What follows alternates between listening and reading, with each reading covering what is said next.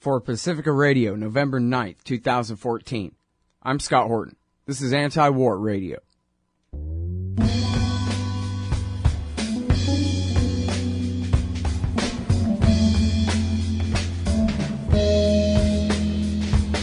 All right, y'all, welcome to the show. It is Anti-War Radio. I'm your host, Scott Horton, here every Sunday morning from 8:30 to 9 on KPFK 90.7 FM in L.A. Check out my website, scotthorton.org. You can find all my interview archives there, more than 3,500 of them now, going back to 2003. And you can sign up for the podcast feed there at scotthorton.org. And now introducing this morning's guest, it's Mitchell Prothero, reporting from Erbil, Iraq, up in Kurdistan there for McClatchy newspapers. Welcome back to the show, Mitchell. How are you doing? I'm doing all right. Thanks for having me. It's cold. Oh. Surprisingly, very, very cold in Iraq in the winter. I always forget this each year. As hot as it gets in the summer, it's probably like 38 degrees outside right now. Really? Now, that's because of the Kurdish hills, or that's down all in the desert, too? Even Baghdad gets cold. It's one of these desert things. Everything is designed to, like, release heat. So, like, my apartment's always 5 or 10 degrees colder than outside. And, no, it gets cold. Like, there's a cliche about the desert getting cold at night. Well, that doesn't happen in the summer. But in the winter, yeah, it sure does. It'll be pretty nice during the day, but at night the temperatures will drop down to, like, in Celsius, 5 or 6, which I guess is like 45, 50 degrees. And when you don't have any insulation or heat, 45, 50 outside is really cold. Yeah, sleep in your sweatshirt. Pretty much, yeah. Yep. It's funny. All right. So, yeah. Other than that, we've got a whole mess of, I guess, 5 or 6 different front war going on at this stage. It's hard for me to keep track of. Yeah, and there's so many different points to talk about other than just the fronts, too. The narrower points, like the breaking news right now, is that Baghdadi and the other leaders of the Islamic State have been targeted, and according to at least one Baghdad TV station, Baghdadi himself has been wounded. What do you know about that? Anything? Well, we know that there's a report out right now which has not come from the Pentagon, and I'd feel a lot better hearing it from them.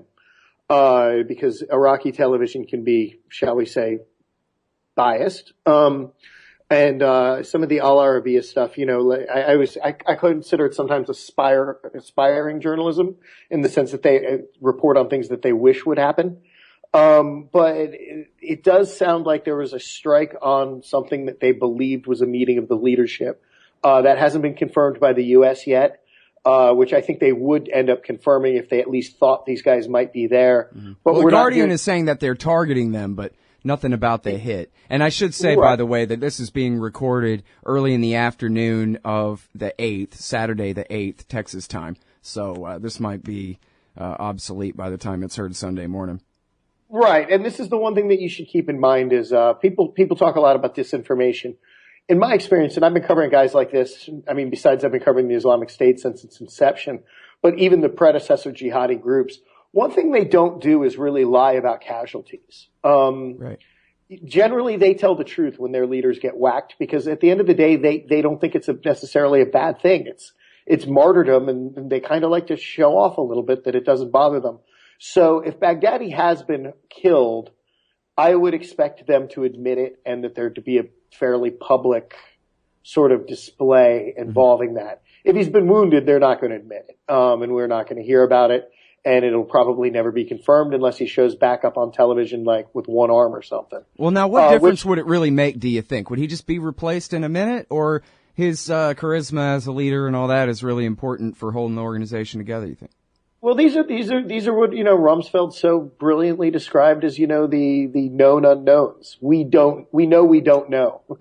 The simple fact is you don't know what's behind him. In terms of an organization, I'd say that the Islamic State has proven itself to be fairly deep in terms of leadership ability. But just even making the joke about him missing one arm, if let's say he is badly hurt and has lost a limb or an eye or something like that, he's no longer eligible to be the caliph. They'd have to replace him. Well, I'd have to check with a Sharia guy on that, but my understanding is that the caliph has to be a male of a certain age with a certain amount of religious training from the proper Quraysh tribe, and also be completely intact, which is one of the reasons why they've argued that Mullah Omar of the Taliban, who declared himself the Prince of the Faithful and the Emir of a caliphate in Afghanistan, was not actually the proper Emir because he had lost an eye fighting against the Soviets in the jihad. So I don't know what the ruling is if you become caliph and then lose an arm or leg or an eye, but that might change things around. But the simple fact is we don't know. They're a very secretive organization at the top. Roughly, it's known to be about 12 guys. I'm told that virtually maybe 6 of them consistently meet with Baghdadi, and then another 6 sort of run different sections of the organization. That he has a handful of close advisors. I'm told they're all Iraqi and almost never meet with anybody who isn't Iraqi. CBS News' Clarissa Ward did a great story on this a couple of days ago, I think. I see stuff on the web, so I don't know when it actually ran, but I'm sure you all can find it, about the leadership. And essentially she found that it's run by 12 guys who were all in prison together in the American jail in Bucha, who'd been arrested in the early days of the insurgency. So these are all guys who know each other very well and trust one another and have sort of been through 10 years of war. So as a result, they don't really like to meet with other people.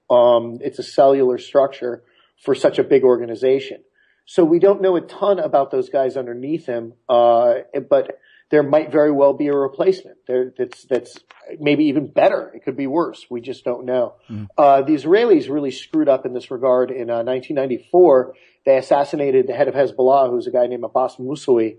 They thought that if they took this guy out, he was what was holding Hezbollah together, that the group would splinter between pro and anti-Iranian factions, and the whole thing would fall apart. And a 31-year-old guy nobody had ever heard of named Hassan Nasrallah ended up replacing him, who's turned out to basically be the best tactical, political, military leader of the modern Arab world.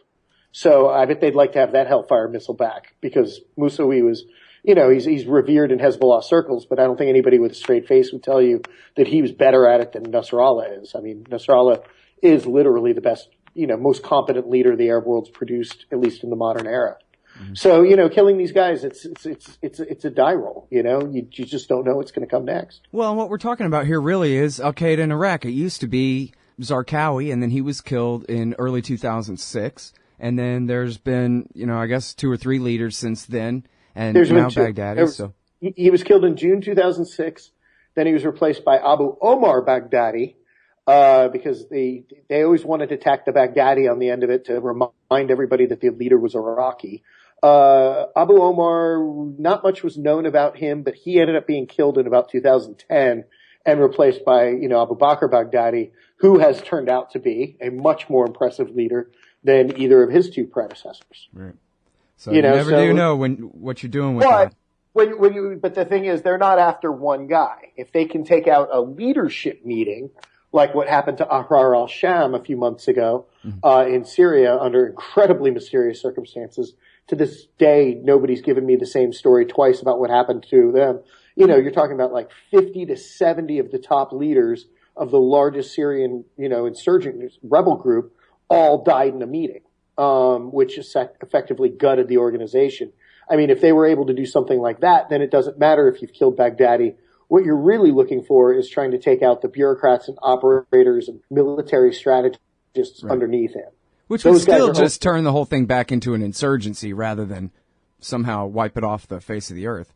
Well, you're never going to wipe anything off the face of the earth with one airstrike. I mean, this is like killing bin Laden didn't really do anything except make everybody feel better, in the United States. I mean, that's not, but sometimes there are people that you do want to get rid of. For instance, there's been a lot that's been said about this guy that the Americans strongly believe but have yet to confirm that they killed in Syria, who's somebody that I've spent a lot of time reporting on lately, David Durjon, this French kid. Right. And he's an example of somebody that you do want to kill, that he's got a specific skill set that you want him gone if you're the American government or a Western coalition, or somebody that you really want to protect if you're a jihadi. So there's a practical, everything breaks down into strategic and tactical moves. Tactical moves are only tactical, but they're also beneficial. Right. You can degrade an organization over time, which is something that Stanley McChrystal, when he was running JSOC, turned out to be very effective at from about 2007 to 2008, is where when they gutted Al-Qaeda in Iraq, the predecessor to the Islamic State, they didn't do it by killing the leader. They did it by killing all of the middle management, leaving guys in these cells not knowing who they reported to anymore, or how to contact the leadership, their supply and logistics. All of this stuff was screwed up. And as a result, the group had to go dormant until the Americans left and then were able to very impressively reconstitute themselves. Yeah. So, you've got to look at it as a long, slow grind where you're degrading an organization's capabilities. I mean, as much as the Obama administration's floundered in the public relations and what they're explaining they're trying to do, at least in terms of the Islamic State, they are kind of speaking a grown-up language when they say that the goal is to, over time degrade and destroy the capabilities of the group. Because that's basically all you can do. There's just no silver bullet to something like this. Yeah. Well, I'm only looking through it from the point of view of opposing any further escalation and supporting, any end to any part of this I possibly can see. And so I'm actually kind of hopeful, and I could see it as a definite game changer if Baghdadi and most of the leadership are blasted with an airstrike, with a lucky airstrike or two. That could serve as a major argument for we don't need to send in the Marines to sack Mosul. The New York Times says that the plan is to drive these guys out of Mosul. They didn't say the Marines, but there's nobody else really who could do it. But they say that their plan is to do that by the end of next year. But if they can break any kind of pretension of a real state here and turn it back into just an insurgency for the locals to deal with, that might be a very powerful argument for no further escalation, even as Obama announced last night he's doubling the number of troops that he admits are there now. Right. And that's what you're looking for. In terms of the Mosul strategy, that was an interesting leak to the New York Times. I was surprised the way they hyped it. But it's something that we've been, consistently told is it's going to take, but I don't think anybody's talking about U.S. troops seriously en masse going into combat. And when I say that, I'm not counting JSOC, as we call them, the secret squirrels, guys from Delta, DevGru, which is SEAL Team 6, guys like that. These guys, they get sent to where the president needs something done, and they do not count as boots on the ground, and they're always denied. That's just the rules of the game. We all know it. If one of them gets caught, you don't get to go, oh, but you said we weren't sending troops, because he's going to go, yeah, well, I sent Delta. Like those guys operate in countries we have no idea about sometimes. Let's hope they have proper oversight somewhere. I don't think it's a good idea that they're running around doing whatever they want, but one assumes on some level, post Dick Cheney, that there's some command and control regulation of what they do. But in terms of U.S. conventional forces, nobody wants to do that because, one, nobody wants to fight in a city, particularly a city as big as Mosul. Look at how difficult it is right now for the Islamic State to take over a small town like Kobani. Even with the airstrikes, even before that, it was taking them forever to grind their way through street by street against people fairly dedicated to fighting against them, as poorly equipped as they were. But the plan that we've had explained to us is they think it's going to take a year for them to reconstitute a few brigades of Iraqi army guys, some special forces guys, and a couple of brigades of Peshmerga into a competent enough fighting force to go and try to retake Mosul. Is that plausible? I mean, yeah, it's plausible, but, I point out that the U.S. spent, 10 years and tens of billions of dollars trying to train up, with 150,000 troops, trying to train up a competent Iraqi army and didn't really get very far, as we learned this summer. So maybe if they're being very mission specific about it all and everybody's panicking and the Baghdad government starts taking it a lot more seriously than they have in the past, that could be a conceivable time frame. But even if they do that, rest assured, there will be Apache helicopters from the U.S. helping them. There will be air support. There will be special forces guys very close to combat, if not actually in it. And there will definitely be Delta and JSOC and, the secret squirrels running around killing people and blowing stuff up, because that's what they do. So, that's what the type of mission that they're anticipating for Mosul in about a year, which is just crazy if you think about it. It's crazy that they think it's going to take a year to rebuild Iraqi capabilities to take over one city in Iraq. Right, and of course they have. Now, what are all the biggest cities under the control of the Islamic State in Iraq? Fallujah, Tikrit, Mosul, Baquba, what else? Baquba they don't quite hold. No? Fallujah they have most of. No, the biggest cities that they hold right now are Raqqa and Mosul. In eastern Syria, former eastern Syria. Yeah, well, again, like they got rid of Sykes-Picot, so we can too. Right. They control Raqqa, which is a pretty big city.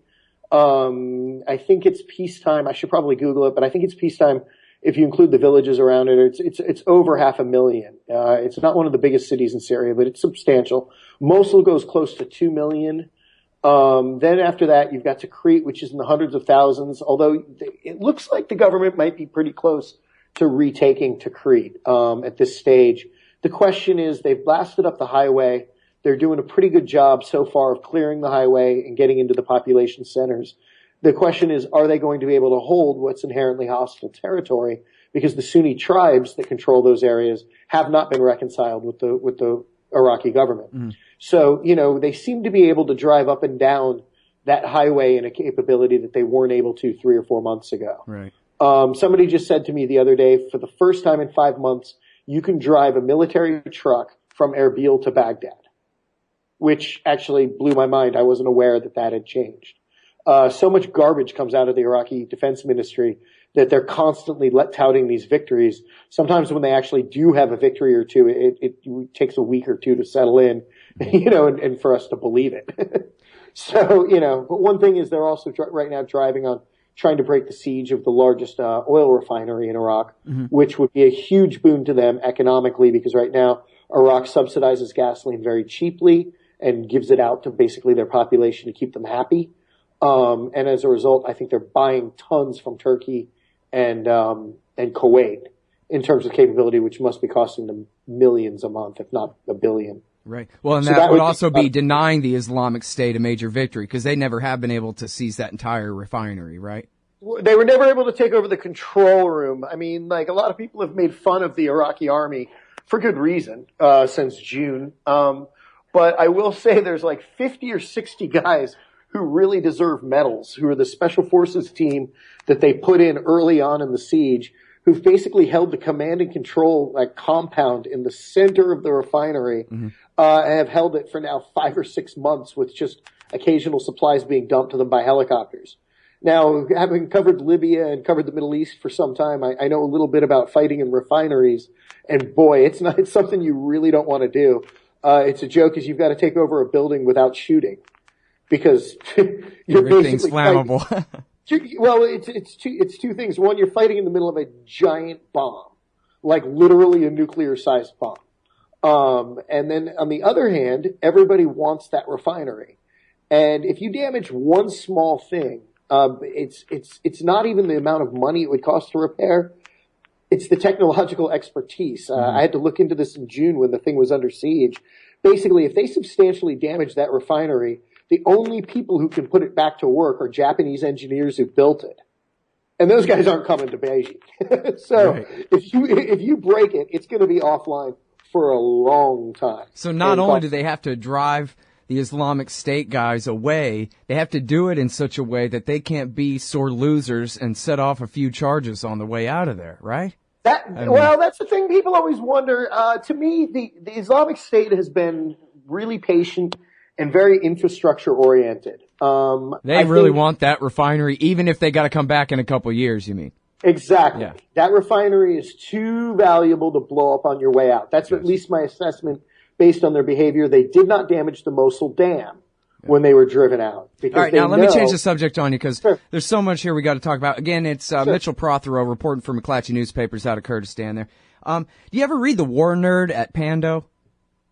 I don't think so. Oh. Well, you might like him. I love reading the War Nerd. He's a terrible bastard, but he's really bright. And so he was going through some numbers at Kobani, and he was talking about how the estimates of the casualties on the part of the Islamic State there, fighting in that border town there in northern Syria at the Turkish border, that they've had something like 800 killed.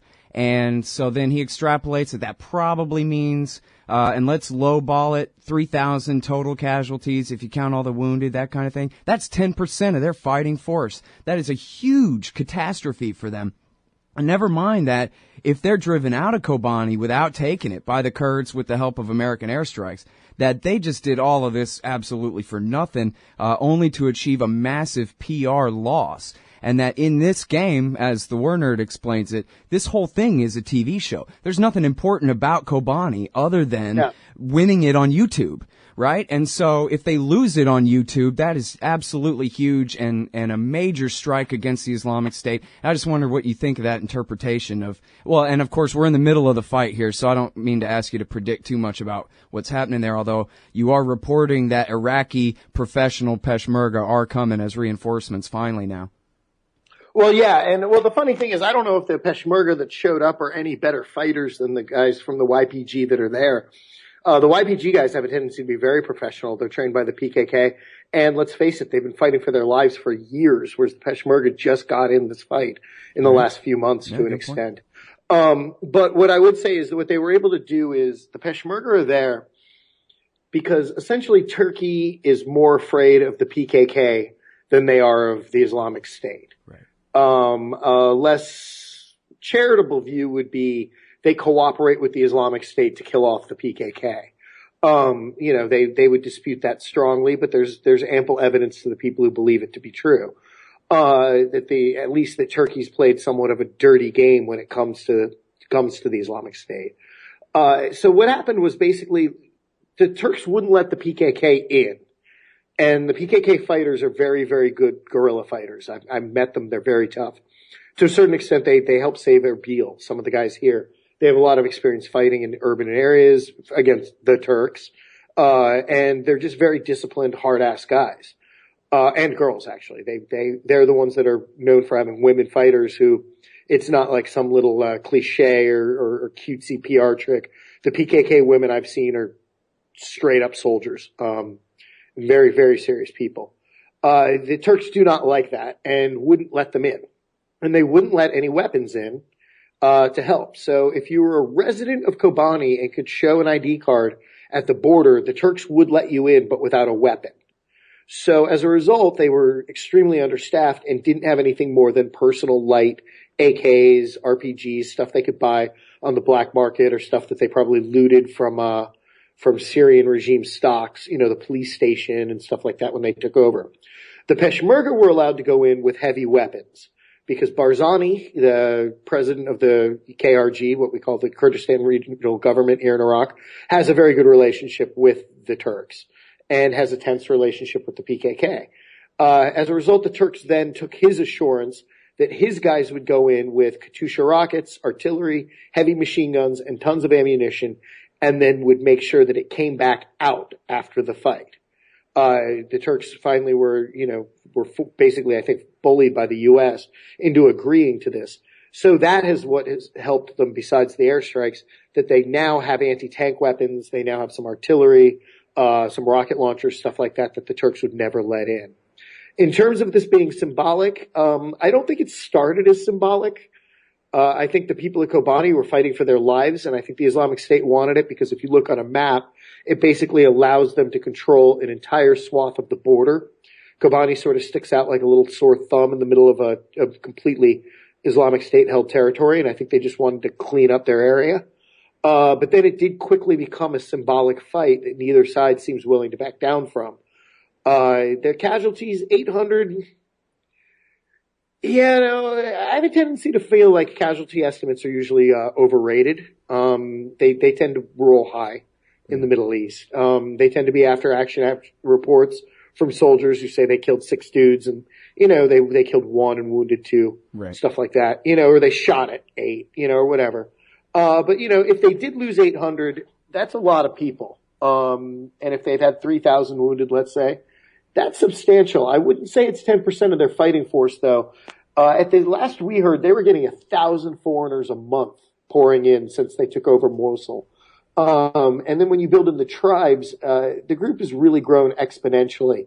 The question is what the center core of the Islamic State fighters, the guys who are absolutely loyal to Baghdadi, as opposed to, let's say, Sunni tribesmen from Fallujah who would just as soon change sides if they got a better deal. Mm-hmm. There's a lot of that going on as well. So that makes it really hard to estimate the size of the Islamic State right now.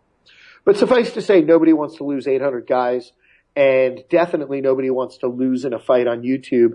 What we're seeing already is basically the Islamic State guys saying, yeah, but it took you guys 50 or 60 airstrikes and the full weight of America to keep us from taking it. Yeah. And the Kurdish response is, you were backed by M1A1 tanks that you stole from Iraqi stockpiles, and we fought you off with like kitchen knives and AK-47s.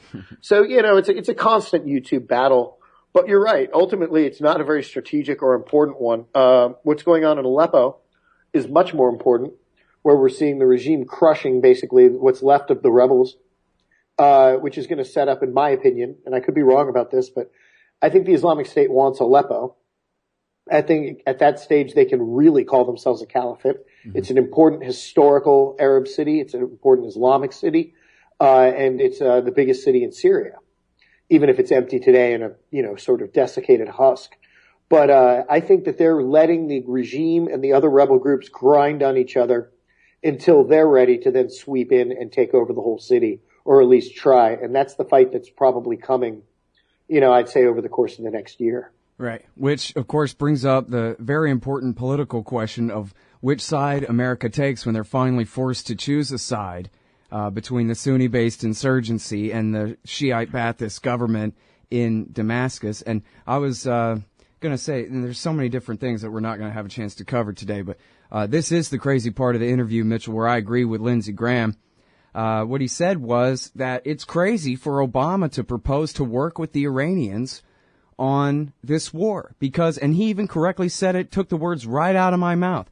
That's combining the American Crusader Christian apostates with the Shiite so-called heretics in a combined force, which is the worst public relations ever, will only blow up in our face and cause more recruitment for the Islamic State, et cetera, et cetera. Now, of course, what he didn't say and what Greta Van Susteren didn't ask him about is, doesn't the exact same math apply to backing the Iraqi government at all? Because the Iraqi government, after all, is nothing but a combination of Shiite militias backed by Iran and led by Qasem Soleimani from the Revolutionary Guards. And so how are we supposed to back the quote-unquote Iraqis against the Islamic State when Lindsey Graham had the exact same thing right when he's saying it about Iran, and the exact same thing applies, only he can't admit it because this is Iraq War II that he got us into and championed staying in and championed fighting to put these guys in power in Baghdad in the first place all along. Yeah, I think Lindsey Graham should probably just shut up about the Middle East for a while, because he's consistently been wrong on everything every time he said anything, even if his last, few comments made sense.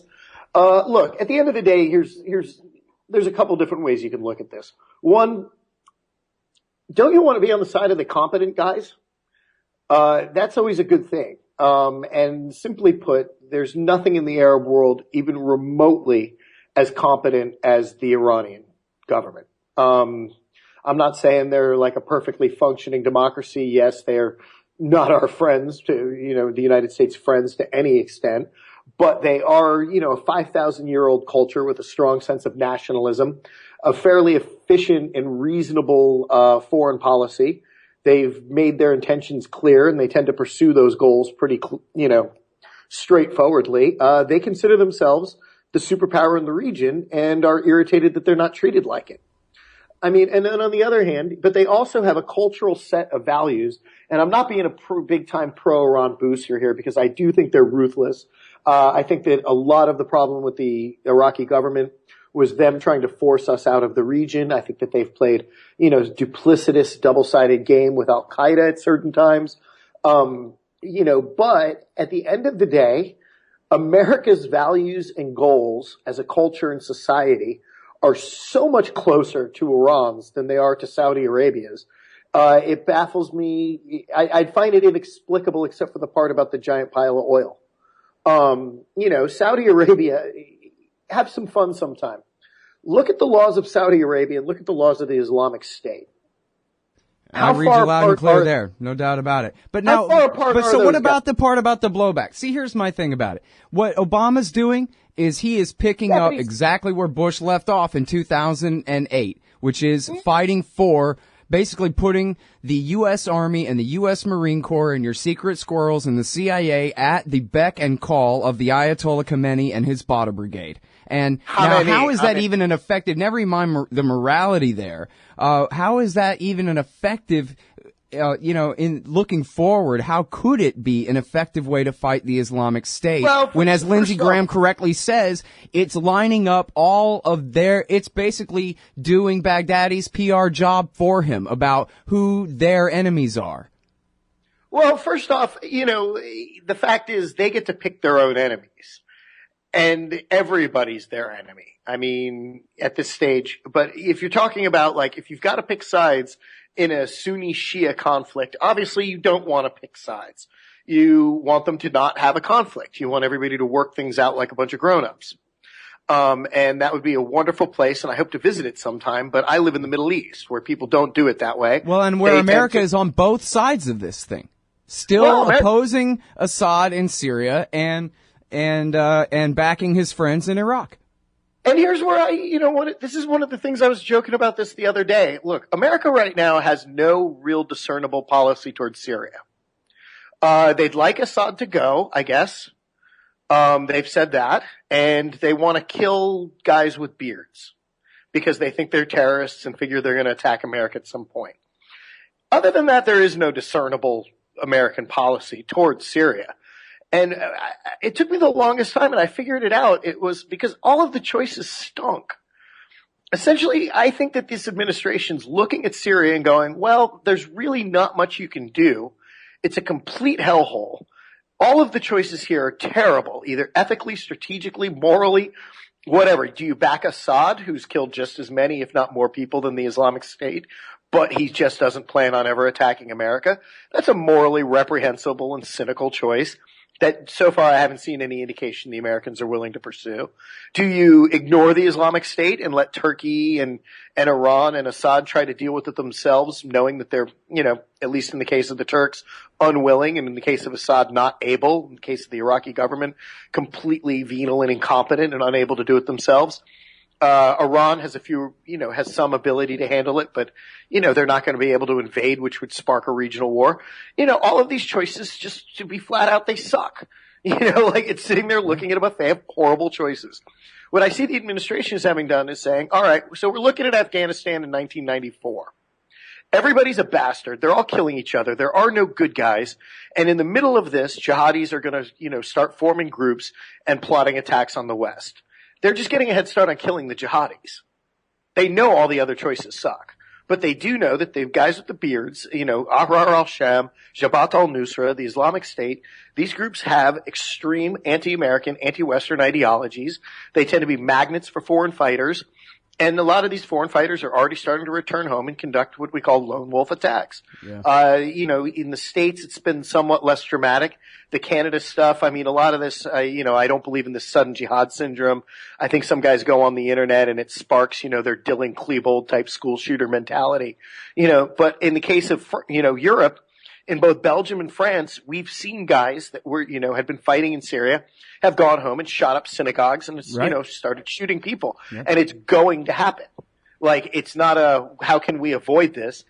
I just had a European intelligence officer last month tell me flat out, we can't avoid it. Yeah, but now, okay, so you could argue, and I would argue that, hey, a Canadian wants a visa wants, to leave the country to go fight in Syria. Let him go get killed in Syria. Don't keep him in Canada where he's going to do something stupid in Canada, for God's sake. But still, don't pretend that it's smart, though. Listen, Mitchell, if they had laid off Assad in 11, Assad would have finished killing off the Sunni jihadists back in 11. But America worked with our allies and said Assad must step aside and held the meetings where we recognized these governments in exile and their demands that Assad had to leave before they would negotiate with the rest of the government.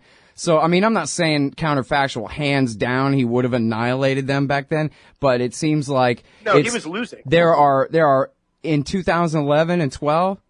In 2011 and 12, the only reason why Assad was able to stay in power was Iran poured Hezbollah and billions of dollars of weapons and thousands of troops in to save his ass. Well, but America and America's allies, the Turks and the Saudis, are pouring in money and fighters on the other side. If we had just stayed out. If we'd stayed out, we didn't do anything. We recognized a bunch of clowns in hotels in Istanbul called the Free Syrian Army, who never had any relevance on the ground anyway. I mean, Salam Idris was our guy, and nobody in Syria has ever heard of the dude.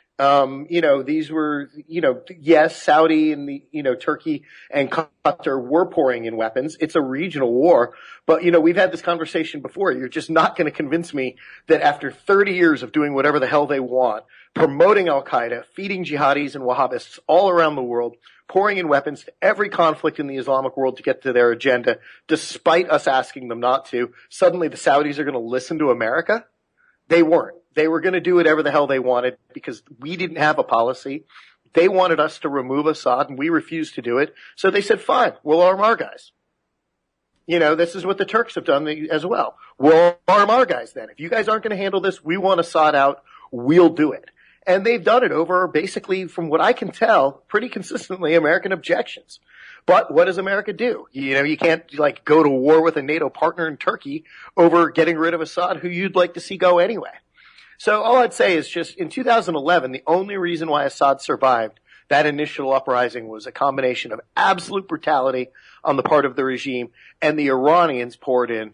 And the minute the Iranians poured in, it's like a chicken and an egg thing. The Saudis are going to pour in too.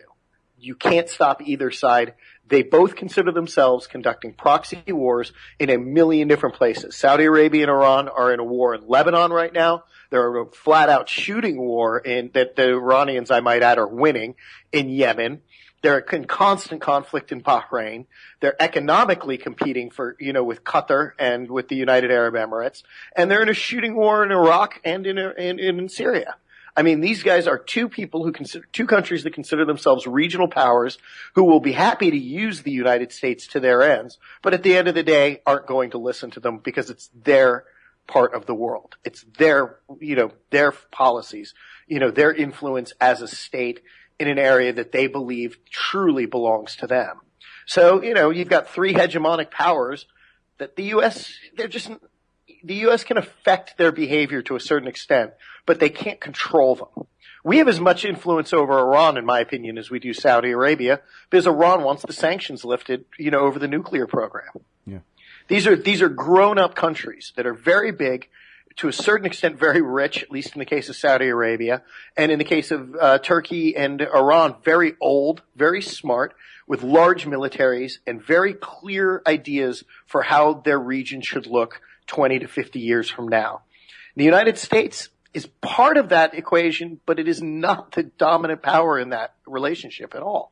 Yeah. It's just not. And certainly has less influence than it has in a long time, too. Well, that's what this is the thing is, everybody wanted the United States to get the hell out of the Middle East. This is why Barack Obama was elected. Bush went in and made America a lot more influential in the Middle East than it probably should have been, and mixed it with an astounding lack of strategic planning and complete incompetence. Basically the United States went into Afghanistan, knocked everything around, changed things around, and I promise in about 3 years, Afghanistan's not going to look tremendously different than it did before 2001. Iraq, they upset the power structure, tried to build a system that literally took about 3 days for the Islamic State to topple. And then so basically Obama gets elected to get us out of these situations. And that is what he's done. One of the side effects to that is people are not going to take America as serious, and they're not going to listen to them. Right. So the simple fact is the Turks, when America says quit helping the Islamic State, the Turks go, quit letting Assad fly planes. And America goes, well, we're not going to do that. Right. We're not going to put it in no-fly zone. The Turks go, well, then screw you. We're going to fund Nusra. Right. When, the same conversation happens with the Saudis. Now the Saudis are willing to go along with some of the bombing of the Islamic State because they're scared of those guys too. But when it comes to policy towards Assad, America's been absent from this debate from the very beginning, except for a couple of statements. And the minute they didn't bomb over the chemical weapons attack in August of 2013 was the signal to everybody in the Middle East, game on, America doesn't care.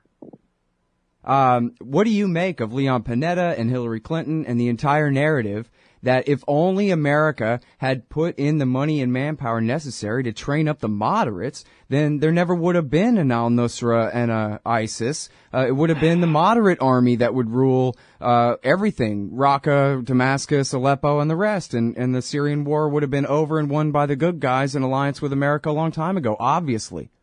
except Obama was too much of a coward to go through with it. Oh, well, I mean, anytime somebody lays out a plan for the Middle East in 2 sentences about what should have been done, I'm sure it would have worked perfectly. I mean, I don't know. I mean, what's the old expression? If ifs were nuts and buts were candies, every day be Christmas. I mean, like, sure, maybe, but I mean, what basically you're saying is a couple of people say, oh, we should have done this and that, and then everything would have been hunky-dory. This is the Middle East, man. Like, well, but I mean, it's worse than that, isn't it? Isn't it completely ridiculous on the face of it? I mean, that they would have been able to create. I mean, how many hundreds of thousands of men in this new army would they have had to recruit to be able to fight Nusra, ISIS, and Assad and Hezbollah all at the same time? I mean, you could send in the entire U.S. Army could do it maybe, but other than that, what in the world are they talking about? It sounds like to me. Yeah, well, I guess that's kind of my point. I mean, my point is, boy, that sure just sounds neat and tidy, which is something I've yet to come across in like 12 years in the region. Yeah. But what I would say is this. I mean, I can see a scenario in which, early on in 2011, 2012, if America had been very aggressive in a coalition, like got European backing, got the Turks on board, the Saudis on board, met privately with Iran, and cut some kind of deal because the Iranians are not going to let you do something without them getting something. This is just, I hate that racist Persian bazaar mentality because I think it just plays to these Orientalist stereotypes. But it's like every country does this. Japan's not going to give you something unless Japan gets something out of it. It's just the way life is. It's what politics and international relations are. Yeah, same for the Canadians and the Brits too. Nothing racist about it. Nothing racist about it. And the Iranians have a tendency to drive extremely hard bargains and, like I said, are very focused and very disciplined about what their end goals are. They have a 50-year plan. Not me, as far as I can tell, the U.S. does not have a 50-year plan for the Middle East. So, what I would say is that I could see a scenario which, if in 2011, early 12, the U.S., and backed by a large number of allies, buying off the Russians and buying off the Iranians to a certain extent, had put in a no-fly zone, which I will say patently is ridiculous when the Pentagon says that that's not that easy to do. I mean, yes, it's expensive, but the Israelis can fly planes over Damascus whenever they feel like it. Breaking the Syrian air defense system is like a day-long affair. We probably wouldn't even lose a jet. Maybe they'd lose one or two. But even that I find extremely unlikely. I think the U.S. Air Force would shred the, Syrian air defenses. All they pretty much had to do was announce that they were going to do it, and the Syrians would shut down. The Syrians don't even shoot at Israeli planes that fly over Damascus because they don't want to get their anti-aircraft missiles bombed to hell. So I think they could have told Assad, you fly anything, we shoot it down. At that point, bolstered some of the less gangstery, less religious seeming rebels with some money to spread around on the ground, because a lot of guys did go to Nusra and the Islamic State and Ahrar al-Sham simply because they had the money and the guns. It wasn't an ideology call. It rarely is when you're talking about a foot soldier. These guys are usually indoctrinated later. If you're a rebel, you want to be with the group that's not going to get you massacred, who's going to pay a salary and take care of your family if you get killed. Just, again, this is what every soldier wants in the world. 3 hot meals, a working gun, some idea of command and control. And if they've been able to throw some more money at it, allow a little bit more lethal aid, I could see them having bolstered what we call the Free Syrian Army to the point that then Assad, pushed by Iran, would have entered into more serious negotiations for a transition of power. Having said that, I think there's like a 15% chance of what I just described working, but it's not a laughable scenario. Well, we saw what happened with the Iraqi army that they trained up. Right, but I'm not talking about training. The training stuff is out the window. Oh, you're just talking about giving them enough money to hold their own act together. No, giving them enough money so that people take their phone calls. Yeah. Part of the problem with everybody talking about Salam Idris being the head of the Free Syrian Army was he never had any money. So if you were a commander, fighting in Latakia, and Idris called you up and told you had to do something, you'd be like, all right, man, where are my bullets and where's my money? Well, your colleague Roy Gutman is saying now that CIA is directly running Free Syrian Army brigades in the north and in the south, and cut out all the middlemen in Turkey and in their hotels in Qatar and whatever about that. Is that still going on, or those are the guys who have recently been routed by al-Nusra? Those are the guys that are recently routed by Nusra. Yeah. Definitely. So much for what that I would already. say is, no, but this is going back to what I was trying to describe. And again, I mean, the administration probably doesn't appreciate me extrapolating what I think they're trying to do. But this is, in my view, what they're trying to do. They are training up small groups of guys, but these guys aren't there to attack the regime. The U.S. is preparing, again, I think they're finally getting a long-term strategy for Syria, which is that the place is going to be a failed state hellhole. Inside that failed state hellhole, there's going to be a lot of groups that wish to do Europe and the United States harm. The sooner you get to work putting in assets and people working for you who can help you identify and kill those people, the better. It's not a great strategy for saving Syria, but honestly, I think just about everybody in the United States foreign policy, world and the people that cover it, as much as it breaks my heart, because I love Syria and I love Syrians. They're my favorite people in the Middle East. It's literally a place that I really liked. And I'm not all that crazy about the Arab world, to be perfectly honest, for somebody who lives here for so long. But I love Syria, and it's so depressing to see it destroyed. It's not salvageable. There's no fixing this. This country's gone. I mean, it's not going to be resembling anything remotely before what came before for a decade, if they're lucky. I mean, Lebanon took a decade to get to a shambling, incoherent, sort of dysfunctional sick man of the Middle East that never quite dies. And that took 10 years. Syria is not even at the point where they can start that process yet. So there is no saving Syria. What's going to what everybody pretty much feels is going to happen is that there's going to be, a completely destroyed central infrastructure. There's going to be a rump state controlled by Hezbollah, Iran, and the Alawi along the coast in Damascus that'll function on some level, but their economy is going to be a complete mess. They're going to be living off of Iranian handouts and Russian handouts probably indefinitely. And in the middle is going to be this barren Afghanistan wasteland hellhole where armed militias and groups are going to be able to operate, shaking each other down, fighting over territory, fighting over oil resources, and guys like, what we saw with the strikes against Nusra, Qaeda guys, plotting attacks on the West. The U.S. is, to a certain extent, strikes me as being fairly, I don't want to say cynical, but maybe realistic in the sense that they know they can't do anything to fix the tragedy. Mm-hmm. What they're preparing for is killing the bad guys that are going to come out of the tragedy, like we saw in, 1994 to 2001 in Afghanistan. Yeah. Which, ground troops is worse, but even with the drone war, we've seen how, in a lot of ways, it just makes matters worse. So I don't know if any of this is really that much progress. But, I'll say real quick, I talked with Robert Pape from the University of Chicago, the author of Dying to Win, about suicide terrorism. I'm sure you're familiar. And he was talking like he's got people finally really listening to him up there in the foreign policy establishment that ground troops is what'll really bring the terrorism to you. But it sounds to me sort of like they think they have an out there that good, we'll just kill them with spies and robots and it'll be okay to do it that way. And I'm not so sure that it's much better. Okay. I don't think it's that easy. I think everybody recognizes U.S. ground troops, at least in Syria, would be an absolute disaster. The problem with having, right now the Iraqi government and the Kurds, certainly the Kurds would be thrilled if JSOC would openly show its head and start operating. Special forces teams are already working in a typical special forces mission, which isn't quite what people think from the movies. SF teams work alongside, let's say, a battalion or a brigade of, let's say, Peshmerga or Iraqi soldiers, train them up, give them skills, sort of, mentor them, and give them, an organizational structure to go out and do the fighting.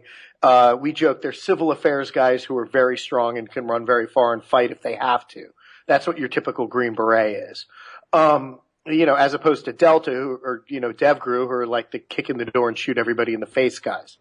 A combination of those guys would be very well received in Iraq.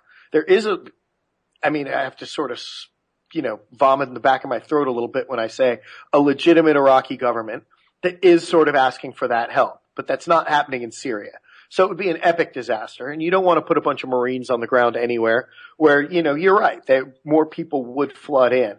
But in terms of the drone war and stuff like that, people are uncomfortable with it from an ethical standpoint. One thing I would say is I've yet to see the data that drones make things worse. I'm not saying I'm in favor of them. The flying killer robot thing bothers me like it bothers a lot of people. Well, hasn't it metastasized the al-Qaeda movement in Yemen over the past few years? Yeah, have you heard much from them lately, though?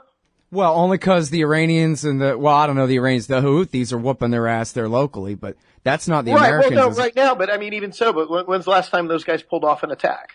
Well, no, they only ever tried and failed a couple of times. But they've been a problem for the people of Yemen, whereas before they weren't.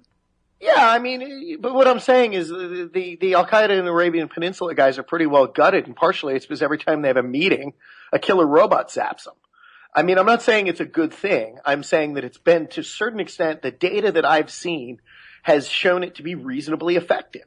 And yes, local people do tend to resent it, but I've yet to see much blowback from it. The simple fact is, Obama gutted core Al-Qaeda in Waziristan by droning the living hell out of them. And everybody did raise, complaints about it and said this was going to cause a lot more terrorism, except I've yet to, and I'm saying, and I'm willing to be corrected on this, I've yet to see a major blowback from that, except for the fact that Al-Qaeda guys can't meet two to a room or else a killer robot will take them out. Well, I'm not saying I'm in favor of the drone program. I have a serious ethical problem. Well, I got one, although it's really, I admit, only half of an example, but still I think pretty serious, and that's Faisal Shahzad, who's an American citizen and a winner with a wife and a house and a professional job and university degree, and he went home and he saw the damage, and then when he joined up the war on their side, he came back and he tried to blow up Times Square. He failed, but that could have been that guy could have also been radical. Okay, so that's one guy. I mean, you're talking about radicalization here. I mean, look at the number of people who were radicalized by the Israeli attacks, the Israeli control over the Haram al-Sharif right now. I mean, you've got thousands of people. I mean, in the grand scheme of things, I don't know. I mean, I have an ethical problem with the idea that the President of the United States sends out killer robots.